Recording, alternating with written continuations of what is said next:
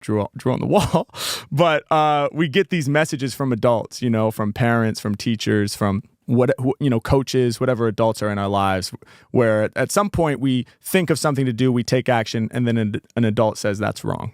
That wasn't the right way to do it. You should take lessons and take it seriously so that you can learn the right way to do it. In other cultures, like speaking to music specifically, in other cultures, they just hand the little kids instruments right away, and the kids are up on stage with the adult professionals. And they're not like, they just hand them a tambourine or a drum or whatever it is.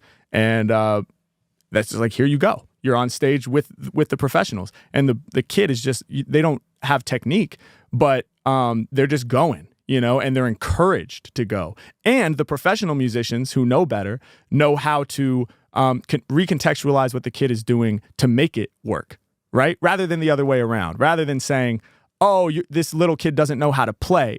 Get them off the stage so the pros can do it and maybe sign them up for lessons so they can learn how to do it right. It's like, no. The kid knows what to do, and we can contextualize it and make it work with what we're doing. I think that's such a much more helpful approach, for kids to learn. So, yeah, I think as adults, we have to remember that, and we have to try to find ways to get back to that childlike curiosity. And one of the things that's so challenging that goes along with that childlike curiosity is to let go of judgment and to be okay with, to not be thinking in terms of good or bad. I never could have started freestyling if it had to be good from the very first time, because the first freestyle just was not good. And it's never going to be good, because when you first start at anything, you're not going to be good. You might have a spark of potential, or something that would maybe indicate early on that, oh, wow, this might actually be a thing for you, but it's still not going to be good, according to, a professional level. But I think the most helpful thing to do is just shed that whole notion entirely of good or bad. And it just is what it is, and to not judge it. The kid is not judging the crayon as they scribble all over the Mickey Mouse coloring book. They're not saying, is this good?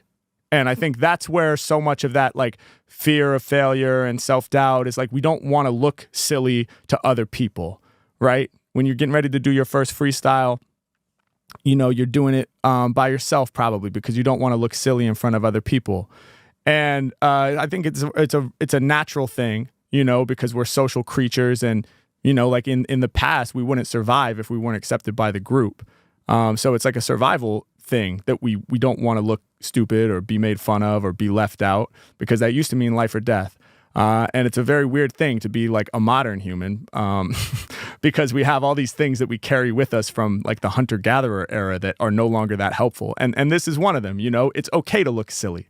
And in fact, it's necessary to look silly. And I used to always tell my drum students, beginners, if you want to sound great, you have to be 100% okay sounding bad. And that's one of my big things. If you want to sound great, you have to be 100% okay sounding bad. Or better yet, just don't even think in terms of good and bad, at least not for the first couple years. Just do it. So